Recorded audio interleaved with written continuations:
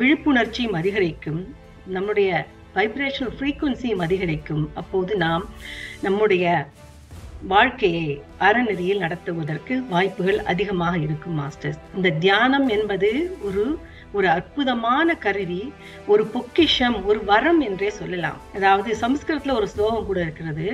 அதன் அர்த்தம் என்னவென்றால், 1 கோடி பூஜைகள் செய்தால் அது ஒரு ஸ்தோத்திரத்துக்கு சமம், 1 கோடி ஸ்தோத்திரம் சொன்னால் அது ஒரு ஜபத்துக்கு சமம், 1 கோடி ஜபம் செய்தால் அது ஒரு தியானத்துக்கு சமம் என்று சொல்லப்படுகிறது. அப்ப தியானத்தின் மகிமை என்ன என்பதை பற்றி நமக்கு தெரிகிறது. இதே விளக்குகின்றது. ஏன்னா ப்ரொஃபசர் ஜான் வீலர் ஒரு இடத்துல சொல்லி இருக்கிறார். ப்ரொஃபசர் ஜான் வீலர் ஐன்ஸ்டைன் காலத்துல வாழ்ந்தவர். அது ஐன்ஸ்டைனோட இளையவர். அதற்கு பிறகும் அவர் வாழ்ந்திருக்கிறார். அவர் சொன்ன ஒரு தியரியில் அவர் என்ன சொல்றாருன்னா, ஒரு ஆட்டம், ஒரு அணுவை உடைச்சு அதுக்குள்ள எவ்வளவு சிறிய பார்ட்டிகிள்ஸ் இருக்குன்னு உடைச்சு கொண்டே போனா அதனும் அடியை நம்மளால காண முடியாது அப்படின்னு சொல்றாரு. ஒரு பிறவியில சில சமயங்களில் நாம் கற்றுக்கொள்ள வேண்டிய பாடங்களை கற்றுக்கொள்ளாவிட்டால் அதே பாடத்தை திரும்பவும் மறுபிறவியில் நாம் கற்றுக்கொள்ள வர வேண்டி இருக்குமே தவிர பின்னோக்கி செல்ல மாட்டோம்.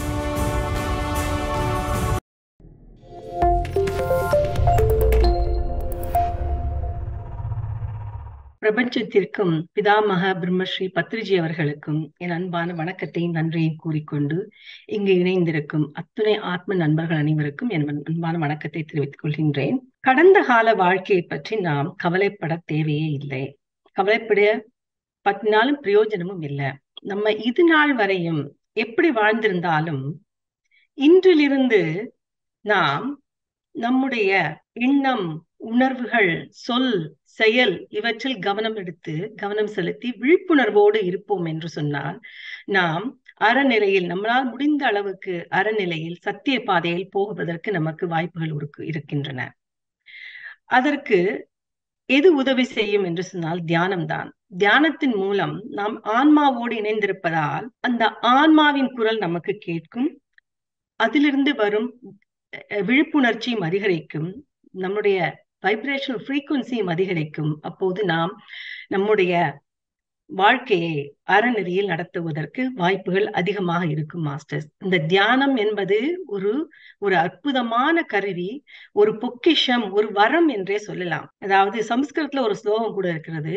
அதன் அர்த்தம் என்னவென்றால், 1 கோடி பூஜைகள் செய்தால் அது ஒரு ஸ்தோத்திரத்துக்கு சமம், 1 கோடி ஸ்தோத்திரம் சொன்னால் அது ஒரு ஜபத்துக்கு சமம், 1 கோடி ஜபம் செய்தால் அது ஒரு தியானத்துக்கு சமம் என்று சொல்லப்படுகிறது. அப்ப தியானத்தின் மகிமை என்ன என்பதை பற்றி நமக்கு தெரிகிறது. இதே விளக்குகின்றது. அடுத்ததாக, இந்த உலகம், பிரபஞ்சம் எல்லாமே எதன் அடிப்படையில் இயங்கிக் கொண்டது என்று சொன்னால், அதாவது ஆன்ம விதிகளின் அடிப்படையில் தான். அதாவது ஸ்பிரிச்சுவல் லாஸ் என்று சொல்கிறார்கள். அதன் அடிப்படையில் தான் இயங்கிக் கொண்டிருக்கின்றன. எத்தனையோ ஸ்பிரிச்சுவல் லாஸ் இருக்கின்றன, ஆன்ம விதிகள் இருக்கின்றன. ஆனால் அதில் குறிப்பாக ஒரு 6 பிரதானமான விதிகளை பற்றி நாம் பார்ப்போம். ஏனென்றால் இந்த விதிகள் அநேகமாக எல்லாவற்றையும் உள்ளடக்கி உள்ளன என்ற வகையில் அதை பார்ப்போம். அதாவது 6 விதிகள் என்று சொன்னால், the law of consciousness, law of karma, law of incarnation, law of infinity or uncertainty என்று சொல்வார்கள். அடுத்ததாக law of constant progression, அதுக்கப்புறம் கடைசியாக law of hastening the progression என்று சொல்வார்கள். the law of consciousness என்று சொன்னால், இந்த உலகத்தில், இந்த பிரபஞ்சத்தில் உள்ள எல்லாவற்றிற்கும், அதாவது எல்லாமே, அந்த ஒரு நாற்காலியாகட்டும், மேசையாகட்டும், ஜட பொருளாக இருந்தாலும் சரி, உயிருள்ள பொருளாக இருந்தாலும் சரி, இந்த கோள்கள், இந்த பூமி, இந்த சூரியன், இந்த நட்சத்திரங்கள், அண்ட சராசரங்கள் எல்லாவற்றிற்குமே ஒரு கான்சியஸ் இருக்கிறது. அதாவது ஒரு சக்தி, ஒரு எனர்ஜி இருக்கிறது. அதன்படி நாம பார்த்தோம் என்று சொன்னால் எல்லாத்தையும் நாம் மதிக்கக்கூடிய தன்மை நமக்கு வரும். எல்லாவற்றிற்குமே எனர்ஜி இருக்கிறது. இந்த பூமிக்கு என்ன கான்சியஸ் இருக்கிறது. நம்ம ஒரு தண்ணி, நம்ம ஏற்கனவே சொன்னோம், ஒரு சேர், ஒரு டேபிள், எல்லாத்துக்குமே கான்சியஸ் இருக்கு. ஏன்னா எனர்ஜி, நம்ம சயின்ஸ்ல சொல்லுவாங்க இல்லையா, energy cannot be created, energy cannot be destroyed சொல்லி. அப்போ எல்லாத்துலயுமே ஒரு எனர்ஜி இருக்கிறது, அதைத்தான் நம்ம பார்த்து கொள்ள வேண்டும். அடுத்ததாக லா ஆஃப் கர்மா அப்படிங்கறத பத்தி நமக்கு தெரியும் ஏற்கனவே. நம்ம கர்மா ஒரு பிறவியில நம்ம இந்த மானிட பிறவி எடுக்கும் போது நம்முடைய செயல்களால தான் நமக்கு நல்ல கர்மா கெட்ட கர்மா எல்லாம் வருகிறது. கர்மா என்பது தண்டனை அல்ல, அதை நாம் புரிந்து கொள்ள வேண்டும். கர்மா என்பது நமக்கு ஒரு நண்பன், நம்மளுடைய பாடத்தை கற்றுக்கொள்வதற்கு உதவி செய்வதுதான் கர்மா என்பது. அப்போ நம்ம பிறவியில ஒவ்வொரு பிறவி எடுக்கும் போதும் நம்ம இந்த பாடத்தை கற்றுக்கொள்ள வருகிறோம், அதோடு மட்டுமல்லாம அனுபவங்களையும் பெற வருகிறோம். அதே நேரத்தில் நம்முடைய கர்ம கணக்கையும் தீர்ப்பதற்காக வருகின்றோம். அதைத்தான் லா ஆஃப் கர்மா என்று சொல்கிறார்கள். அடுத்ததாக லா ஆஃப் இன்கார்னேஷன். நம்ம ஏற்கனவே பார்த்திருக்கிறோம், இந்த இந்த புனரப்பி ஜனனம் புனரப்பி மரணம் என்று பஜகோவிந்தத்துல சொல்லுகிறார்கள், ஆதிசங்கரர் பாடியிருக்கிறார். அதன்படி நம்ம இந்த வாழ்க்கையில இந்த பூமியில திரும்ப திரும்ப பிறக்கிறோம் இறக்கிறோம் திரும்பவும் பிறக்கிறோம். அதுலதான் நம்ம ஒவ்வொரு இதுலயும் ப்ரோக்ரஸ் பண்ணி கொண்டு வருகிறோம் என்று தெரியும். அதுல soul, infant soul, baby soul, young soul, mature soul, old soul, transcendental soul, infinite soul என்று சொல்லலாம் நாம் ப்ரோக்ரஸ் பண்ணி கொண்டு வருகிறோம். இதுலதான் லா ஆஃப் இன்கார்னேஷன். அடுத்ததாக லா ஆஃப் இன்ஃபினிட்டி, அதாவது அன்சர்டன்டி.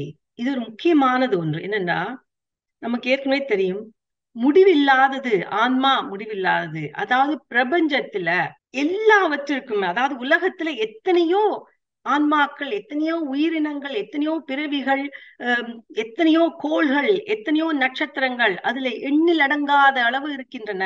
இதைத்தான் இன்ஃபினிட்டி என்று சொல்கிறார்கள். எத்தனையோ உயிரினங்கள் தோன்றலாம், நமக்கு அதுக்கு கணக்கே தெரியாது நமக்கு, இல்லையா? அப்போ அப்படி இருக்கும்போது எத்தனையோ, இந்த பூமி கூட எத்தனையோ கோடிக்கணக்கான வருஷங்களாக இயங்கி கொண்டிருக்கிறது. அதை நம்முடைய விஞ்ஞான ரீதியாக பார்த்தால் அதை இன்னும் நிரூபிக்கப்படவில்லை. எப்ப தோன்றித்து என்று சொல்லி கோடிக்கணக்கான வருஷங்களாக இருக்கின்றது என்று சொல்கிறார்களே, எப்ப ஆதியும் இல்லை அந்தமும் இல்லைன்னு சொல்றாங்க இல்லையா? அதே மாதிரி தான், தொடக்கமும் தெரியாது முடிவும் தெரியாது, இன்ஃபினிட், போய்கொண்டே இருக்கிறது.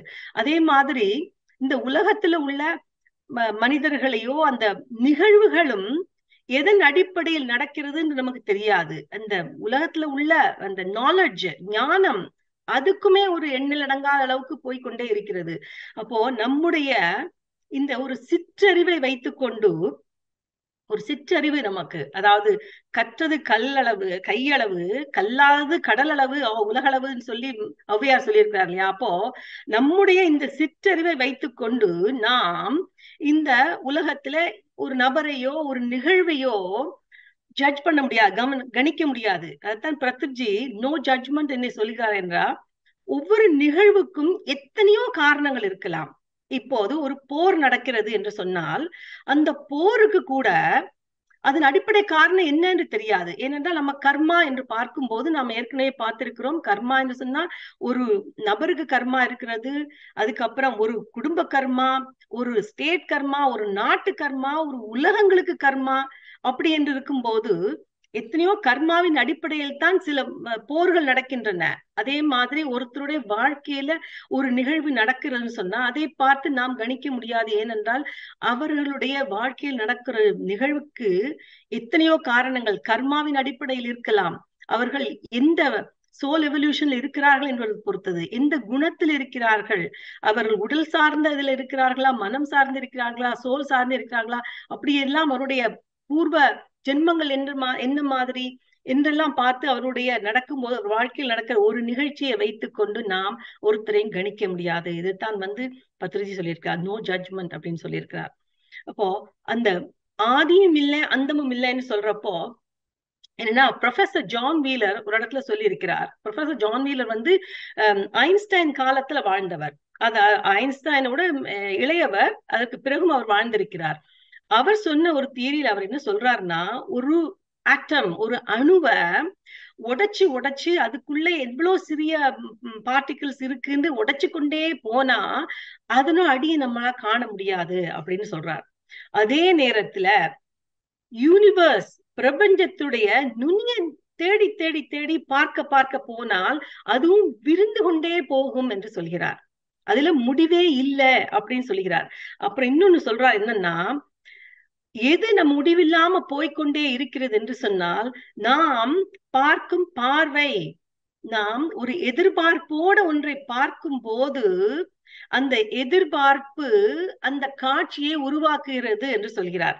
இதைத்தான் நாம் ஏற்கனவே சொல்லியிருக்கோமே, நம்ம எண்ணங்கள் மூலமா தான் நம்ம கையில நம்மளுடைய இதை மனிஃபெஸ்ட் பண்றோம், நம்ம எதை நினைக்கிறோமோ அது நடக்கிறது சொல்றாங்க இல்லையா, அதைத்தான் இவரும் சொல்கிறார்.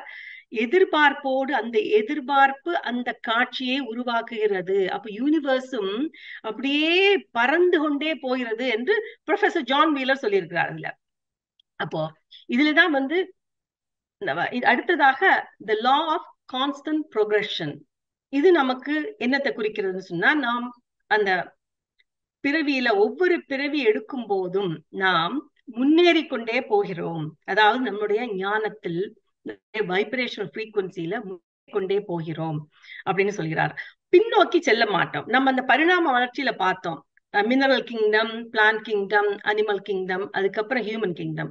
அதுல வர்றப்போ அதுக்கப்புறம் அந்த சோல் எவல்யூஷனையும் பார்த்தோம் இல்லையா, infant soul, baby soul, young soul, mature soul, old soul, transcendental soul, infinite soul, இப்படி எல்லாம் பார்த்தோம் இல்லையா. அப்போ அதுல ஒரு நாளும் பின்னோக்கி செல்ல மாட்டோம். ஒரு மனித பிறவியிலிருந்து நம்ம விலங்குக்கு திருப்பி போக மாட்டோம். அதுல ப்ரோக்ரஸ் பண்றது மனித விலங்கிலிருந்து மனிதனுக்கு வந்துட்டோம்னா அதே மனித பிறவியை தான் தொடர்ந்து எடுத்துக்கொண்டு போவோம். ஒரு பிறவியில சில சமயங்களில் நாம் கற்றுக்கொள்ள வேண்டிய பாடங்களை கற்றுக்கொள்ளாவிட்டால் அதுல அதே பாடத்தை திரும்பவும் மறுபிறவியில் நாம் கற்றுக்கொள்ள வர வேண்டி இருக்குமே தவிர பின்னோக்கி செல்ல மாட்டோம். அடுத்ததாக லா ஆஃப் ஹேஸ்டனிங் த ப்ரோக்ரஷன். அப்போ நம்ம ஏற்கனவே பார்த்திருக்கிறோம், அந்த பரிணாம வளர்ச்சியில் இந்த ஆன்ம முன்னேற்றத்தில் நம்ம ஆரம்பத்திலிருந்து முக்தி அடையிறது கிட்டத்தட்ட 500-600 பிறவிகள் எடுக்கலாம் என்று சொல்லியிருக்கிறோம் இல்லையா. இந்த 500-600 பிறவிகள் எடுக்காமல் கர்மா நிறைய செய்யறவங்க கூட பிறவிகள் எடுக்க வேண்டி வரும். அப்போ அதை குறைக்கிறது எப்படின்னு சொன்னா அதற்குத்தான் நிறைய வழிகள் இருக்கின்றன. அதுல குறிப்பாக மெடிடேஷன், தியானம். அடுத்தது மைண்ட்ஃபுல்னஸ், அதாவது விழிப்புணர்வோடு ஒவ்வொரு செயல்லையும் நம்முடைய விழிப்புணர்வோடு இருப்பது. அதாவது கண்ணும் கருத்தும் என்று சொல்லுவாங்கல்ல, அதைத்தான் விழிப்புணர்வு சொல்றாங்க. அடுத்தது மௌனம். ஏனென்றால் மௌனம் சாதிக்கும் போது நமக்கு விழிப்புணர்வு அதிகரிக்கிறது. அத்தோடு மட்டுமல்லாம நமக்கு இந்த மெடிடேஷன் பண்ணும் போது அதற்கு நிறைய வைப்ரேஷன் கூடுற அளவுக்கு கான்சென்ட்ரேஷன் வருது. அதுக்கு அடுத்ததாக வெஜிடேரியனிசம் சொல்லப்ப நம்ம புலால் உண்ணக்கூடாது. ஏனென்றால் அதுதான் நமக்கு மேக்சிமம் கர்மாவை கொண்டு வருகிறது. அதனால நாம் சாத்வீக உணவு தான் உண்ண வேண்டும். பூண்டு, கார்லிக் என்று சொல்வார் இல்லையா, அது கூட உண்ணக்கூடாது. அதுக்கு அடுத்ததாக சுவாத்தியாயம். ஏனென்றால் புத்தகங்கள், நல்ல ஆன்மீக புத்தகங்களை படிக்கும் போது நமக்கு ஞானம் வருகிறது. அந்த ஞானத்தின் அடிப்படையில் நாம் சீக்கிரமாக முக்தி அடையக்கூடிய வாய்ப்புகள் உருவாகின்றன. அடுத்தது சஜ்ஜன சாங்கத்தியம் என்று சொல்லும் போது நல்ல பாசிட்டிவான மனிதர்களோடு நாம் இணைந்திருப்பது, சாங்கத்தியம் பண்றது. அதுக்கப்புறம் நம்முடைய அனுபவங்களை மற்றவர்களோடு பகிர்ந்து கொள்வது, அதன் மூலம் நாம் எவ்வளவோ முன்னேற்றம் அடைகின்றோம். அடுத்ததாக சேவை ஸ்பிரிச்சுவல் சர்வீஸா இருக்கலாம், அதாவது பிசிக்கல் சர்வீஸ் ஆகலாம். இப்படியாக நாம் நம்முடைய பிறவிகள் எண்ணிக்கையை குறைக்கலாம். நம்முடைய முக்தி அடைவதை துரிதப்படுத்துவதற்கு இது ஒரு வழி. இதைத்தான் லா ஆஃப் ஹேஸ்டனிங் த ப்ரோக்ரஷன் அப்படின்னு சொல்றாங்க. ஆன்ம உலகம் என்று சொன்னால், ஆன்ம உலகம் ஒளிமயமானது, அன்பு மயமானது. அத்தனை நாலேஜும் அங்கதான் இருக்கின்றது, அவ்வளவு ஞானம் அங்கதான் இருக்கிறது. ஆன்மாக்கள் இந்த ஒன்னஸ் கான்சியஸ்ல இருப்பார்கள், அதாவது ஒருமை அதுல இருப்பார்கள். அன்பு மயத்துல மூழ்கி ஒன்றோடு ஒன்று இணைந்து அப்படி இருப்பார்கள் அங்க.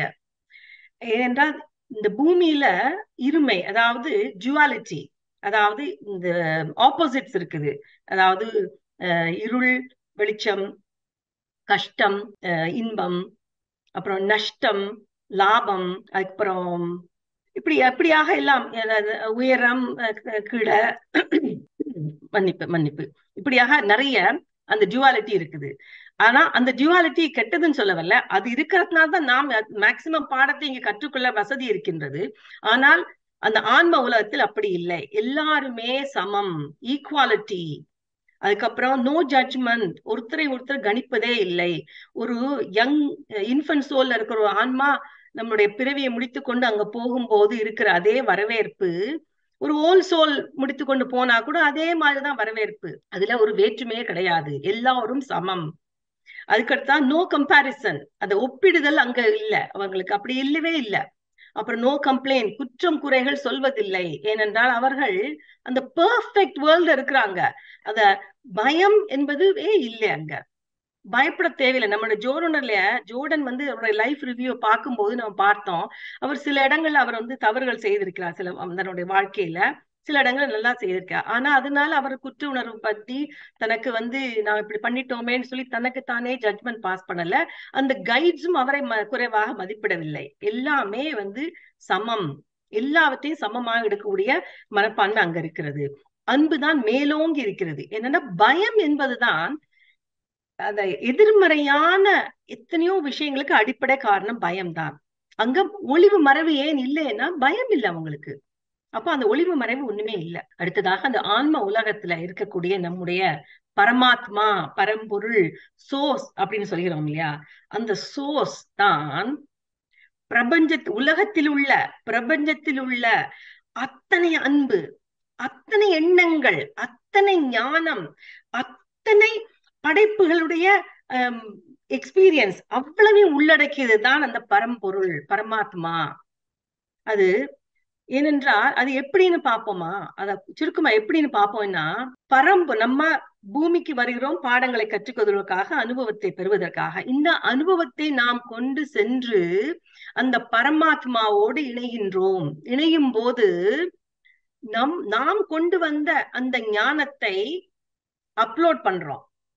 அப்புறம் பரமாத்மாவிடம் நமக்கு தேவையான ஞானத்தை டவுன்லோட் பண்ணிக்கிறோம் அந்த இணையற நேரத்துல நம்ம.